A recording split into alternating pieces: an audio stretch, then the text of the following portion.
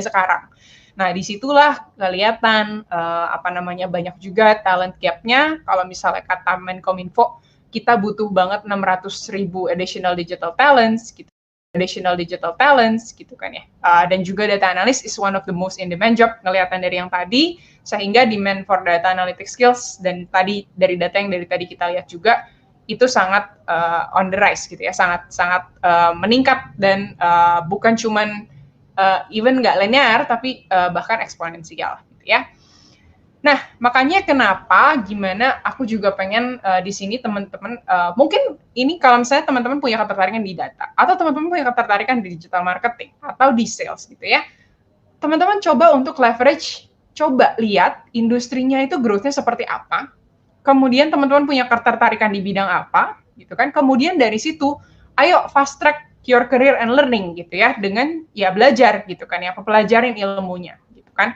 Tapi lihat juga gitu kan situasi industri, kalian lihat minat kalian gitu kan, supaya kalian bisa dapetin karir yang bagus juga gitu kan ke depannya. Jadi ini adalah salah satu, sebenarnya kalimat yang singkat, tapi sebenarnya intinya adalah aku pengen bilang, kalian coba jangan cuma berdasarkan, ya kadang kita pastinya tentu harus ada passion dan keinginan gitu ya, tapi di satu sisi kita juga perlu ngelihat marketnya seperti apa gitu.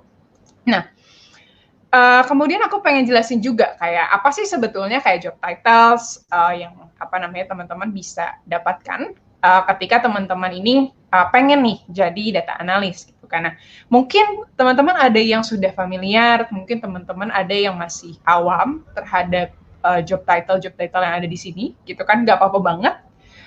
Tapi aku mungkin kenapa sih aku sebutkan di sini, karena satu posisi itu dalam beda-beda company itu biasanya beda-beda title gitu ya, beda-beda job. Misalnya ada yang nulis data analis, tapi di company lain sebetulnya itu bisnis analis atau bisnis intelligence analis gitu ya.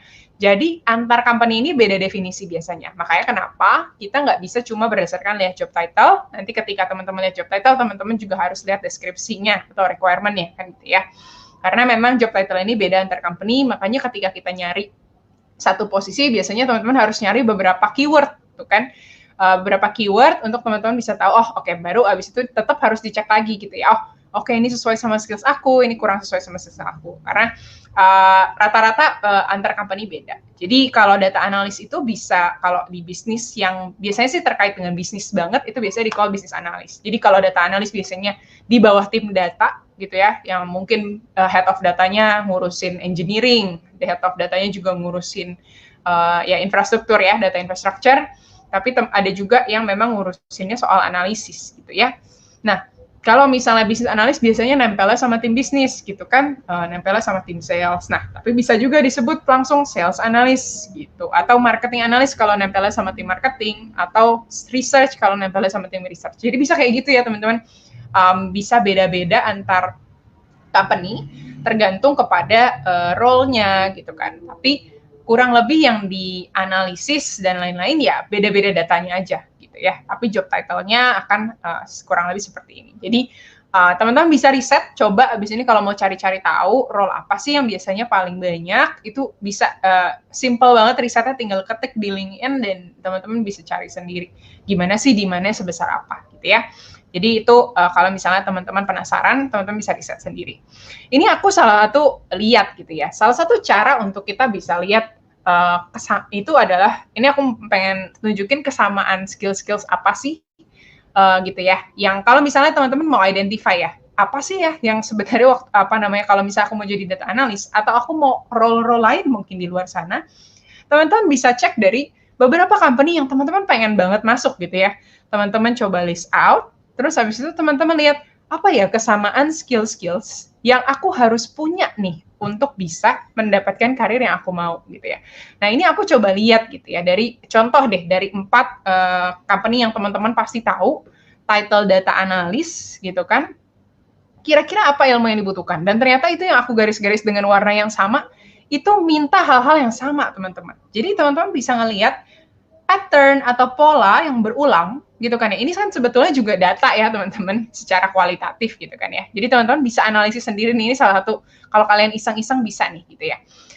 Jadi kalau misalnya teman-teman lihat yang biru, itu semua membutuhkan yang namanya problem solving skills dan logical thinking gitu kan, ada critical thinking gitu kan, atau analytical problem solver. Nah, hal-hal ini kan sebetulnya sama semua ya, cuma dengan bahasa-bahasa yang berbeda. Oke, berarti kalian perlu untuk jadi data analyst perlu logical thinking, analytical thinking, problem solving skills gitu ya.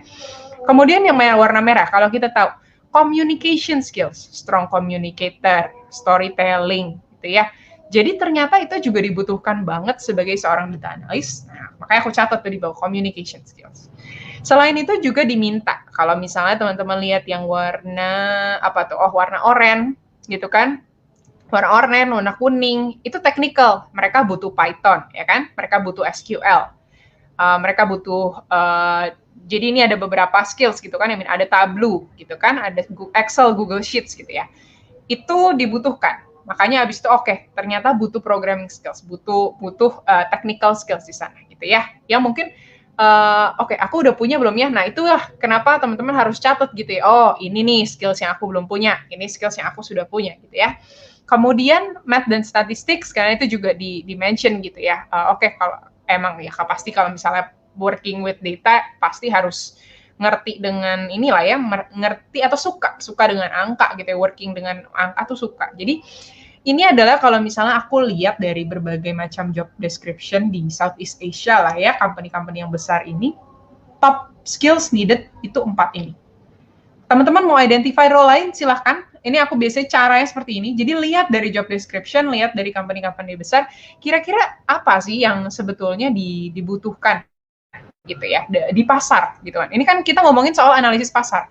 Bisa aja ketika kita tahun depan dan seterusnya itu akan berubah terus. Itu bisa aja gitu ya. Makanya teman-teman harus terus update. Oke, skills aku ternyata kurang ini nih. Makanya aku perlu pelajarin ini gitu ya. Jadi teman-teman jangan asal tembak gitu ya kan mau belajar apa. Nah, makanya kalau misalnya diinginkan pengen jadi data analis, nah inilah yang sebetulnya 4 skills ini yang kita tekankan sekali di Revoyu. Karena memang kita melihat bahwa ini kebutuhan utama. Dan itu dilihat dari apa? Dilihat dari sini gitu ya. Kita juga nge-review, kita ngobrol sama banyak hiring managers, hiring yang memang meng-hire data analis dan di-confirm gitu ya. Ternyata memang itu yang dibutuhkan gitu ya. Skills yang dibutuhkan seperti itu, technical-nya gimana.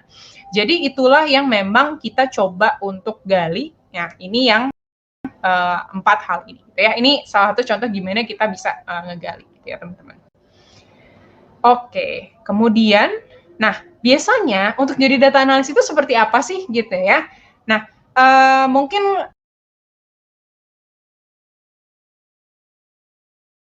kalau misalnya teman-teman nih apply sebagai data analis, biasanya yang sangat ditekankan itu adalah bagian teknikalnya, gitu ya. Dan biasanya teman-teman hampir pasti akan ngerjain case study, gitu ya. Nah, case study ini lumayan teknikal, tapi sebelumnya teman-teman pasti apply, gitu ya. Teman-teman lampirin, oh teman-teman sudah punya pengalaman ini, kalaupun belum, kenapa teman-teman harus jadi yang terpilih, gitu ya. Kemudian teman-teman HR interview.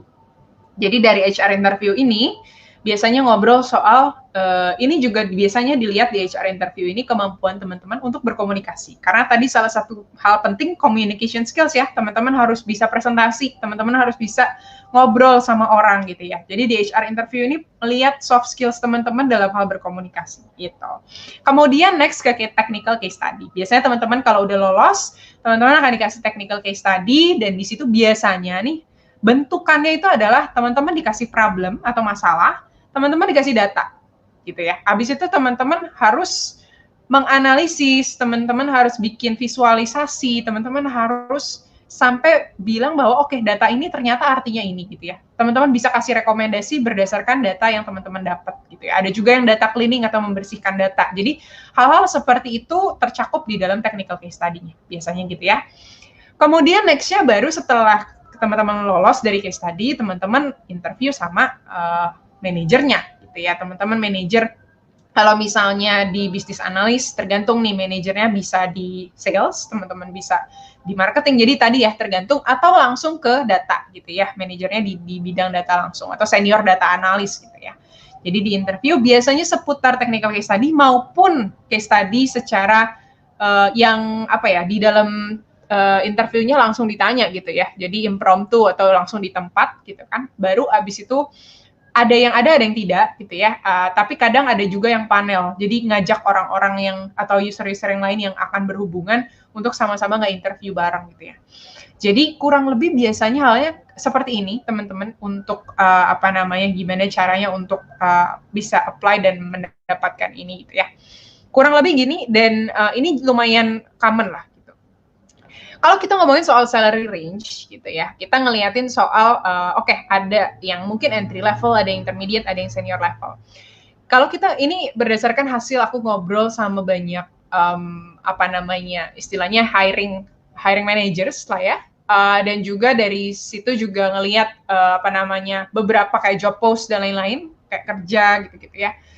Jadi beberapa referensi ini kurang lebih kalau misalnya kita lihat gitu ya, entry level itu biasanya Excel, SQL, analis lah ya, analis, data viz, itu mereka kadang kalian tidak dituntut untuk bisa semuanya, minimal Excel gitu kan, karena kalian misalnya masih fresh grad gitu kan, tapi kalian bisa cepat banget untuk dididik untuk bisa pakai itu. Dan alangkah lebih baiknya kalau ketika kalian fresh grad, abis itu udah bisa pakai tools ini, itu udah pasti plus point banget buat company gitu ya. Kemudian ketika kalian sudah kerja, let's say 2 tahun, 3 tahun gitu kan, terus teman-teman udah biasa kerja dengan data, terus habis itu teman-teman udah bisa pakai programming languages segala macam. Nah ini juga bisa meningkatkan salary range teman-teman juga. Mungkin ada juga yang 10 juta, mungkin ada juga yang 12 juta, ada yang 15 juta, tapi ada juga yang bisa sampai ke angka yang lumayan gitu ya. Kalau misalnya memang akselerasinya lumayan cepat nih. Jadi ini balik lagi teman-teman ya, tergantung company, tergantung size company, tergantung ya luck juga dan jodoh teman-teman gitu kan. Tapi ini memungkinkan gitu ya. Dan pastinya kalau teman-teman udah naik ke leader ya pasti salary range-nya udah di atas 25 juta. Jadi kalau ini udah masuk ke manajemen biasanya, memanage satu tim dengan analis-analis lain kayak gitu ya, kurang lebih seperti itu. Nah, aku mau ngobrolin juga soal potential career opportunities. Ini semoga teman-teman kelihatan.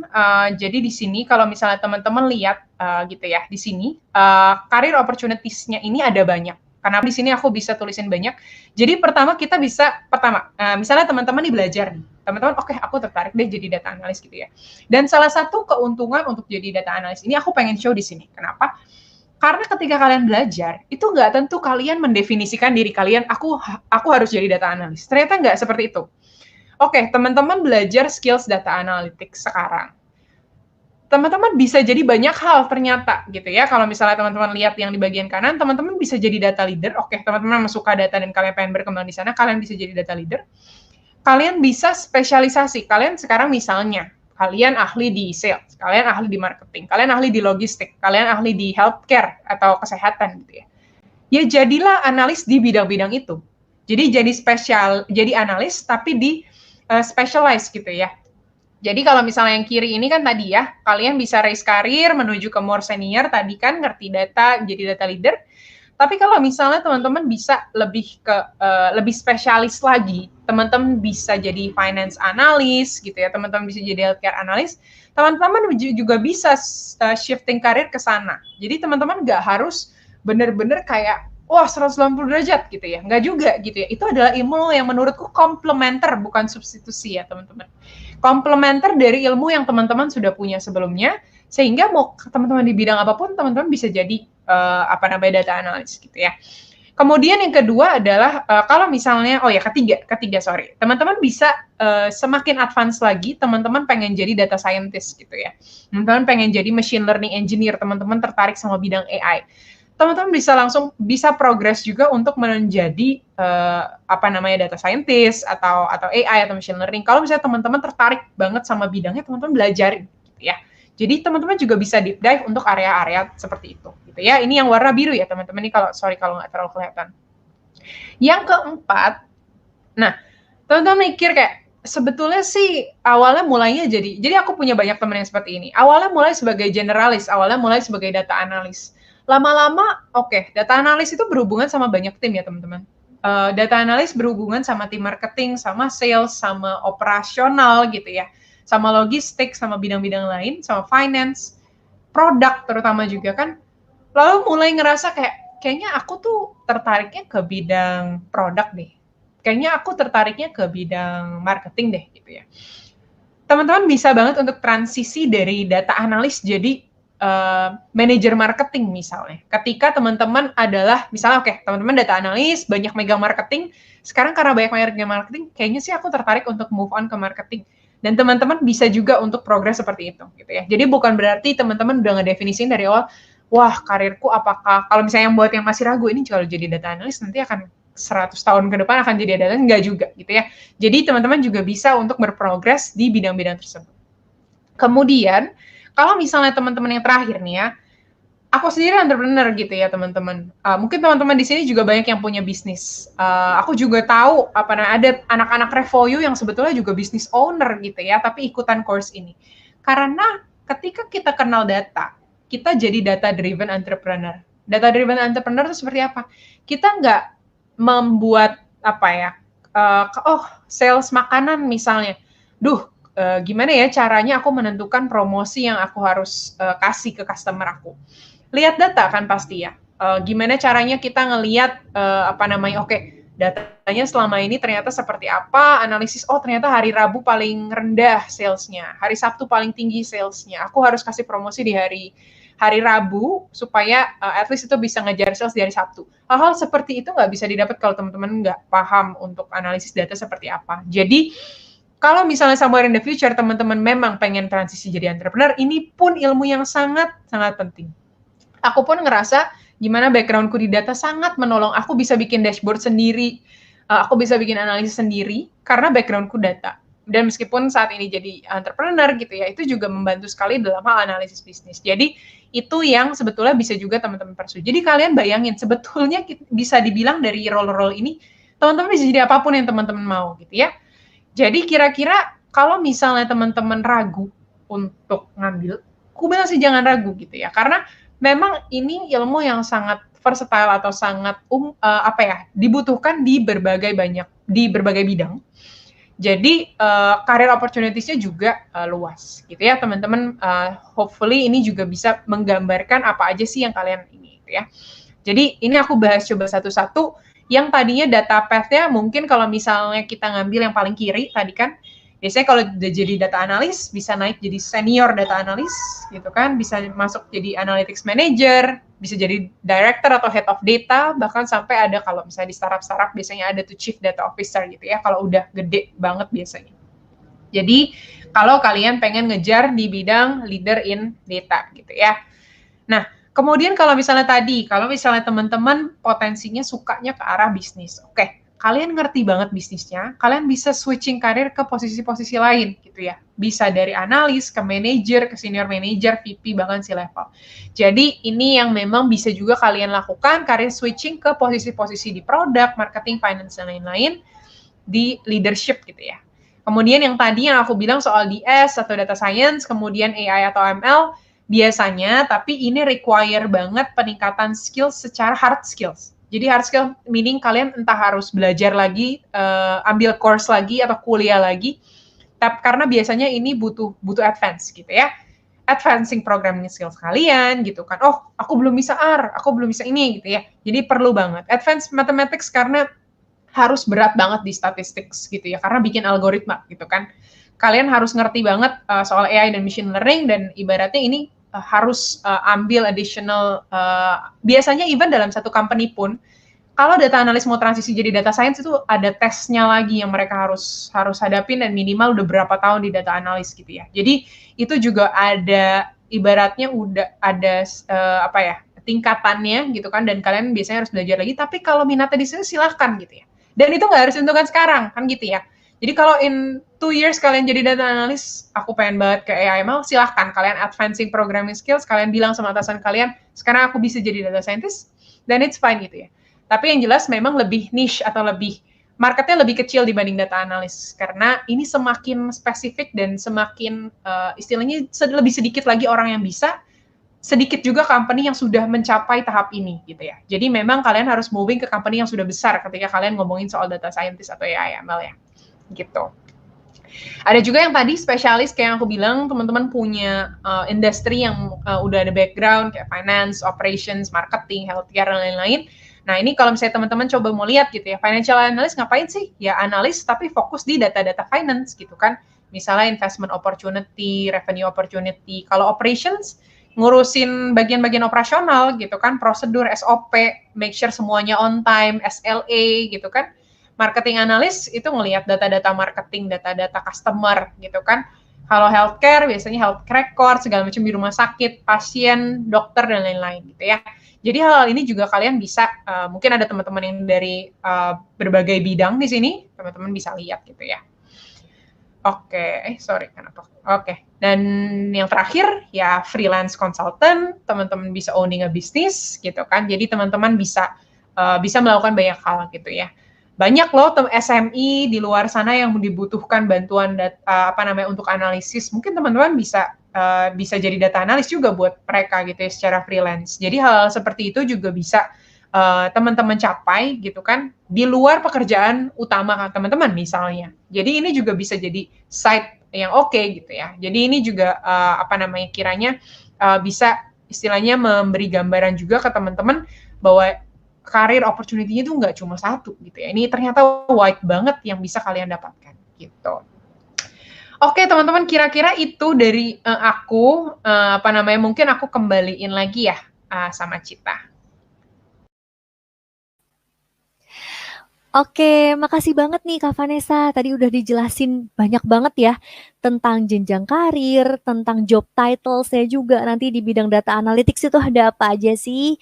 Dan tadi udah di-spill gitu ya selain case tadi interview. Nah, di-spill juga tentang range gaji atau salary range-nya. Jadi buat teman-teman yang mau berkarir gitu ya di bidang data analytics, jadi udah punya gambaran nih kira-kira bakal kayak gimana sih gitu nantinya. Nah, sekarang teman-teman kita langsung masuk aja nih ke sesi yang berikutnya, di mana kalau misalnya teman-teman mau berkarir gitu ya di bidang data analytics, pastinya yang pertama kali disiapkan itu adalah CV-nya dulu gitu. Nah, sekarang kita mau ada sesi untuk barengan sama career coach gitu ya, gimana sih cara membuat CV. Nah, sebelum kita masuk ke sesinya, teman-teman jangan kemana-mana, stay dulu di sini ya, karena nanti setelah ini videonya akan loading dulu sebentar sebelum kita masuk ke sesi bareng sama career coach. Nanti teman-teman akan otomatis ya masuk nih ke sesi bareng sama career coach tentang how to craft your CV. Tapi buat teman-teman yang nanti nggak langsung otomatis masuk ke sesinya gitu ya, nanti teman-teman boleh juga klik link cadangan yang ada di description box nih teman-teman. Jadi teman-teman nanti nggak usah khawatir. Jadi teman-teman yang ada di sini boleh stay dulu. Kita tunggu dulu videonya akan loading dulu sebentar dan kalian akan otomatis masuk ke sesi selanjutnya. Tapi buat yang tidak langsung masuk ke sesinya boleh klik link yang ada di description box ya. Oke, kalau gitu see you sebentar lagi guys. Jangan kemana-mana dan stay terus di sini ya.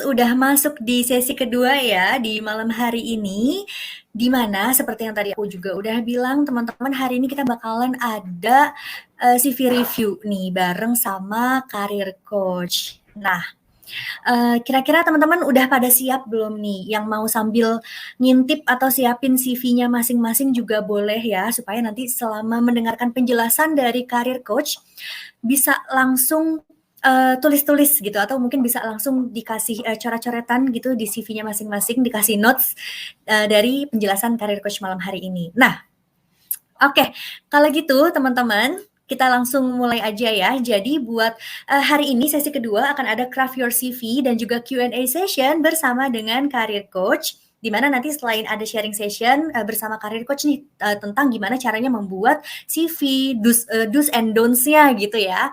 Dan nanti akan ada juga penjelasan tentang Review Data Analytics Program. Nah, setelah itu aku juga akan menjelaskan tentang tugas dan certificate, karena hari ini hari Kamis ya teman-teman, artinya besok adalah deadline certification test. Jadi biar teman-teman nggak salah mengerjakan, aku akan memberikan reminder lagi nih tentang tugas-tugasnya. Sip. Dan untuk yang mau bertanya, nanti boleh langsung ditulis di link slide-nya. Tadi aku lihat udah banyak yang bertanya juga ya. Nanti teman-teman boleh saling memberikan jempol, memberikan likes ke pertanyaan yang lainnya yang sekiranya mewakili isi hati dan juga kegalauannya teman-teman nih tentang persiapan CV ini gitu ya. Oke. Nah, jadi malam hari ini career coach kita nanti akan ada Kak Afriza Firlana yang merupakan human resources expert dan Kak Afriza ini adalah salah satu career coach di Revo You Next nih teman-teman. Jadi kalau kalian ada yang udah daftar ke full stack program, mungkin nanti salah satunya ketemu Kak Afriza sebagai career coach-nya gitu. Dan hari ini untuk sesinya How to Craft Your CV, kita langsung panggilkan aja nih Kak Afrizanya untuk gabung dan sapa-sapa ya teman-teman semua. Selamat malam Kak Afriza. Halo, selamat malam semuanya. Apa Wah, kabar? baik dong pastinya. Kak Afriza gimana nih kabarnya hari ini? Baik-baik, alhamdulillah. Teman-teman gimana kabarnya? Semoga sehat-sehat ya, lagi hujan-hujan gini nih. Benar Gampang banget. terang flu DLL. DLL ya. Oke. Kalau gitu kayaknya teman-teman juga udah nggak sabar nih Kak mau dengerin sharing-sharingnya Yes. Kak Afriza. Silahkan dimulai ya Kak untuk sesinya. Yes, boleh. Thank you so much, Cita. Halo semuanya, selamat malam teman-teman. Ketemu lagi sama saya. Mungkin yang udah ada beberapa yang udah pernah ketemu gitu ya. Aku Afriza. Sekarang sebagai talent acquisition lead di salah satu startup di Indonesia ya. Nah, jadi aku HR udah 6 tahun apa tuh ya, sekitar 6-7 tahun di HR lah ya. Fokusnya lebih banyak dan acquisition dan learning development, organization development gitu. Lebih banyak ke arah sana. Nah, hari ini kita akan bahas mengenai CV. CV ini adalah the most important part ya untuk sebagai seorang job seeker ini tuh kayak jadi apa ya, jadi aset utamanya lah. Kalau kalian ingin berperang, nah ini adalah senjata utamanya nih yang akan kita bahas malam ini. Bagaimana sih cara mengcrafting kurikulum VT yang menarik untuk para HR atau para user itu seperti apa? Oke. Next. Nah, gimana sih caranya kita optimize gitu ya CV kita gitu dengan cara satu, kita harus stand out atau kita gimana caranya CV kita di-notice nih sama interviewer. Caranya adalah, nah sekarang coba kalau aku tanya sama teman-temannya di sini, kira-kira CV-nya teman-teman tuh lebih ke yang sebelah kiri, yang terlihat seperti superhero keren, atau yang masih malu-malu nih menyembunyikan potensi dirinya gitu. Jadi teman-teman masih banyak skill yang belum ketulis, masih banyak skills atau pengalaman yang belum ditulis dengan benar gitu, atau masih yang mana nih kira-kira teman-teman? Ayo dong komen. Kira-kira teman-teman yang seperti yang superhero atau si mbak-mbak bergaris merah yang masih malu-malu. Masih malu-malu kucing, kan masih malu-malu kucing ya, ETS friendly, nice. Kanan karena bingung nulisnya. Oh oke, sip. Mostly kebanyakan sebelum ikut kelas ini tuh lebih banyak ada yang di sebelah kanan ya, which is mereka lebih belum tahu nih sebenarnya gimana sih caranya mengcrafting CV yang menarik, gimana sih caranya optimize CV kita supaya di quote unquote dilirik lah sama recruiter. Gimana sih caranya? Oke. Next. Nah, sebelumnya aku mau tanya teman-teman, ada nggak sih yang tahu teman-teman, recruiter tuh melihat CV teman-teman tuh berapa lama sih?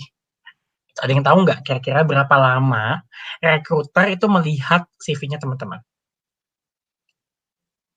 Ayo, coba tulis di kolom komen. Berapa lama kira-kira recruiter melihat CV-nya teman-teman gitu? Dalam membaca CV-nya teman-teman tuh kira-kira berapa lama? 30 menit? 15 menit? 45 menit? Under 5 menit, nggak sampai 3 menit, 3 hari, 6 detik, 10 detik, ada yang hampir mirip, 10 detik, 15 detik, 3 menit, 3 menit, 5 menit, 5 detik, 5 menit, 10-20 detik, 1-3 menit aja detik-detikan. Under 5 menit, oke. Ada nih yang mendekati sebenarnya. Ada yang tepat bahkan. Ada yang tepat ternyata berapa detiknya. Oke, next. Nah, tadi ada yang jawab 7 detik, selamat, congrats buat yang jawab 7 detik. Siapa tadi ya, Mbak? Ada Rian, ada Mas, oh ada banyak, ada Mas Rian, ada Tugas, I don't know, Sean, itu benar 7 detik. Jadi sebenarnya teman-teman, menurut HR Drive, recruiter itu hanya melihat CV teman-teman tuh just for 7 second. Jadi cuma 7 detik banget nih dilihatnya gitu. Gimana Kak caranya ngelihat tuh dalam 7 detik? Nah itu dia. Jadi kita tuh tahu poin-poin mana yang bakal kita lihat gitu. Kan tugasnya recruiter itu adalah melakukan matchmaking antara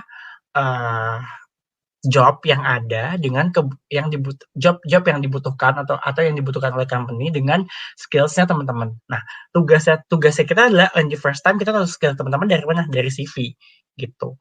Karena kenapa harus secepat itu? Karena recruiter itu membaca lebih dari ratusan email, membaca lebih dari ratusan CV, lebih dari ribuan CV gitu. Terus recruiter tuh manage nggak cuma satu role doang gitu, jadi banyak role yang dipegang. Terus yang ketiga adalah dia harus close secara cepat gitu ya si posisinya ini gitu. So jadinya makanya teman-teman harus melakukan goals melakukan CV-nya tuh harus seoptimize mungkin sehingga recruiter langsung dengan mudahnya lah mengambil itu, mengambil CV teman-teman dan langsung memprosesnya ke proses selanjutnya gitu. Oke, next. Nah, gimana sih caranya gitu? Nah, bagaimana nih caranya supaya kita bisa dilihat selama 7 detik oleh recruiter gitu. Nah, misinya teman-teman jelas ya. Ibaratkan teman-teman adalah seorang superhero gitu ya. Misinya teman-teman sangat jelas. Misinya teman-teman adalah bagaimana caranya CV-nya teman-teman itu dilihat oleh recruiter dalam waktu 7 detik. That's the mission, teman-teman. Anggaplah teman-teman seorang superhero dan teman-teman ingin mencapai misinya teman-teman untuk getting jobs gitu ya. Teman-teman akan membuat CV dan bagaimana caranya CV yang menarik dalam waktu dilihat recruiter dalam waktu 7 detik gitu. Satu caranya adalah strategi yang paling utama itu adalah concise. CV-nya harus concise. Yang kedua to the point. Yang ketiga adalah relevant. That's the key point-nya. Oke, kita bahas satu-satu ya teman-teman. Next. Yang pertama concise. Nah, treat CV-nya teman-teman sebagai real estate gitu. Jadi kayak kita kalau mau CV itu kayak kita ngebangun something gitu ya. Ada fotonya kita taruh di sebelah mana, ada personal information gitu ya. Terus ada about me, working experience, ditaruhnya di sebelah mana, organization experience dan sebagainya. Itu kita bentuk dengan seciamik mungkin, serapih mungkin sehingga mudah dilihat. Sehingga menarik untuk dilihat. Kalau teman-teman lihat, misalkan teman-teman pernah lihat real estate gitu ya, yang bagi teman-teman yang menarik gitu, bagi teman-teman yang pengen cari rumah, pasti tampilan yang menarik itu yang akan didatangin kan gitu. Ih menarik, bagus ya rumahnya, atau nggak pengen beli rumah deh, lihat aja kayak bagus ya rumahnya gitu. Karena tampilannya menarik gitu. Nah, yang kedua adalah bagaimana caranya kita bisa mendapatkan impresi gitu. Coba kalau teman-teman refleksikan itu dan teman-teman tanya sama diri teman-teman gitu. Mau nggak teman-teman meng-hire teman-teman dengan membaca CV-nya sendiri? Gitu. Caranya gimana? Coba tanya ke temennya yang lain juga gitu, kayak CV-nya udah oke belum? Menurut lo gimana CV gue? Tapi kan aku ada temennya HR gitu. Oh mungkin mungkin ada kakaknya temennya gitu, atau kakaknya siapa yang mungkin lebih senior, dan mesti HR yang pernah melakukan hiring, coba suruh dia baca gitu. Lihat kira-kira CV-nya sudah menarik atau belum. Gitu. Next. Nah, yang kedua adalah to the point. Nah, setelah kita melakukan dengan CV dengan concise gitu ya, yang kedua adalah to the point. To the point, jadi teman-teman harus to the point. Bagaimana, jadi CV itu nggak boleh bertele-tele. Nah, kebanyakan kesalahan dari para kandidat adalah membuat CV itu terlalu bertele-tele. Jadi ini kesalahan juga ya, banyak banget kesalahannya yang sering terjadi adalah memindahkan job description ke dalam working experience gitu. Jadi kayak dipindahin tuh isi-isi misalkan kalimat-kalimat job description yang mungkin emang kamu pernah kerjain, terus kamu benar-benar copy paste, terus kamu taruh di CV kamu, sama persis kalimatnya sama dengan yang di job description. Jangan pernah melakukan itu ya teman-teman, karena yang buat job description adalah si recruiternya. Pasti dia tahu ini adalah kata-kata di dalam job description gitu. Jadi dan itu kan kata-katanya pasti expected kan, bukan ekspektasinya dari perusahaan kan, bukan apa yang dikerjakan gitu, apa yang mesti dikerjakan, atau yang pernah dikerjakan gitu. Nah, jadi langsung to the point, show the numbers, show langsung berapa achievement-nya gitu. Contohnya gitu ya, achieve 85% of targeted goal in securing X numbers of client. Gitu. Misalkan achieve 80% of target goal in securing 20 numbers of clients. Itu spesifik, jelas. Oh, dia tuh melakukan di dalam project A dia achieve 85% ternyata gitu dari goals gitu, dan dia berhasil misalkan secure 20 numbers of client. Nah, itu. Jadi harus ada numbers yang di state ya, teman-teman. Jadi enggak ada lagi kayak bertele-tele atau muter-muter gitu ya. Nah, tapi langsung state the numbers gitu. Jadi kayak misalkan create gitu ya, achieve atau misalkan create dashboard with 2 months deadline gitu. Atau misalkan with 80% zero error gitu itu. Atau with 100% zero error atau 100% no error gitu, anything else, pokoknya yang penting ada numbers achievement yang terlihat gitu. Nah, terus yang kedua adalah ask yourself gitu, coba tanya ke diri teman-teman, sebenarnya apa sih hal yang teman-teman yang kira-kira apa yang membuat teman-teman stand out gitu. Contohnya misalkan, oh gue tuh bisa banget spreadsheet Excel gue tuh jago banget gitu. Gue jago banget nih Excel gue sebagai seorang calon data analis, gue tuh suka banget main Excel dan Excel gue jago banget. So ya udah, itu yang teman-teman kulik, terus teman-teman coba pelajarin dan coba cari project-project yang mungkin teman-teman bisa jadikan itu sebagai sebuah CV di CV. Gitu. Jadi kalau misalnya kita nggak punya, kita harus cari pengalaman itu teman-teman. Gitu. Jadi ingat ya, harus to the point dan tanya kalau diri kita kira-kira apa skills kita yang kita punya sekarang. Gitu.